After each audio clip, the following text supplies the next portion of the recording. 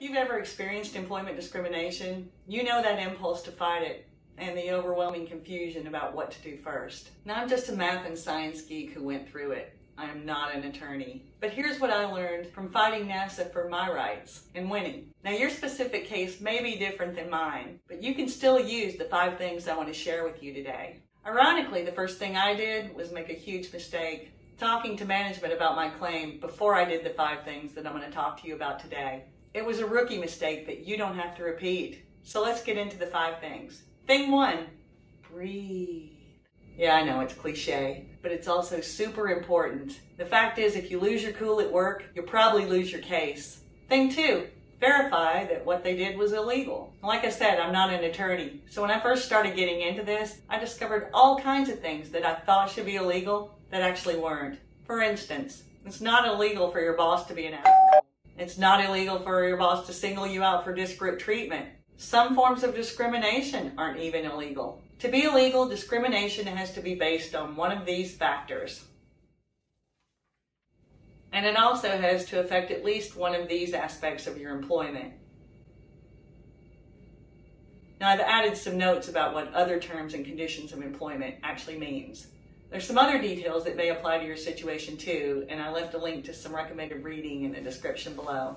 3, gather as much evidence as you can. Never forget that in a discrimination case, the burden of proof is on you. Employers are basically presumed innocent, and we have to prove they're guilty. At this stage, it boils down to witness statements, including a statement from your boss if you can get one, and documents. Basically, you want documents that relate to your specific situation, as well as any of your employer's policy documents that lay out how they're going to handle your complaint. Now, I have another video that covers the kinds of evidence that I got, as well as how I got it, and how I kept it organized and accessible for my case. So for right now, I'll just give you a couple of best practices about getting this stuff.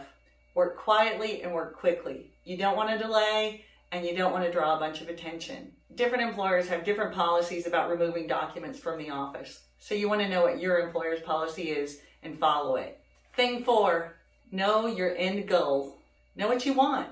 This is the first thing the EEOC counselor asked me when we met, and it shocked me because NASA had never asked me that. Luckily, I knew I wanted to be accommodated for my disability, and I asked the counselor what sorts of things other people asked for. She said apologies. So I thought that sounded good, and I asked for an apology. My advice is don't. All it did was trigger my boss. And anyway, an apology wouldn't have helped me. I needed to be accommodated. A lot of employees want money. Sometimes money can set the situation right, particularly if the discrimination affected your pocketbook. Now for me, money wasn't my biggest concern, but if it is for you, no judgment here.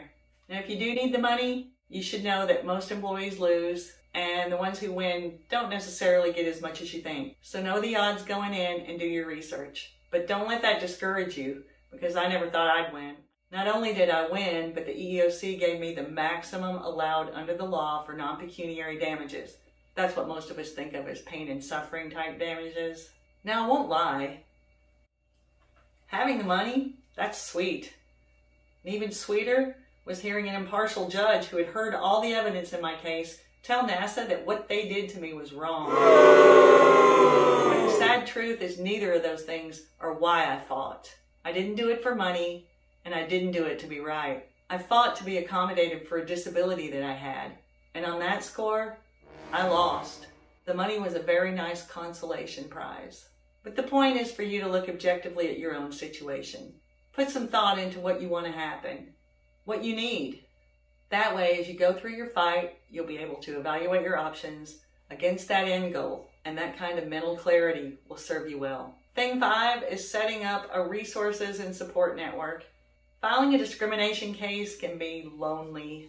Now, a good network should include some sources of emotional support, sure, and also some resources for helping answer questions. The first person I went to was my husband, and I wasn't sure that fighting NASA was worth it. Yes, he said, it is worth fighting, and I will help you. And he didn't just give me emotional support, but he rolled up his shirt sleeves and he did some of the work with me. After I talked to him, I never felt like I was fighting NASA alone. I want the same thing for you. So go find your network. Therapists, friends outside work, extended family, all those people are part of the social buffer that you're going to need. Another great source of information are all the online forums and resources that are available. I found that a lot of the regulars there are professionals that deal with employment discrimination on a daily basis. Having those guys on your side is a huge advantage. Now, I have a whole other video planned about what forums and resources I found most useful, so look for that in the future. And in the meantime, I'm going to link to a few of my favorites in the description below. Just be aware that not every forum is going to be suited to every type of case. So find a forum that suits you. And also keep in mind that while there are a lot of knowledgeable people out there, not everyone who's going to answer questions in the forum is going to be an expert. Much like I am not an attorney. So be aware, it is still the internet. Fight smart and hang in to win.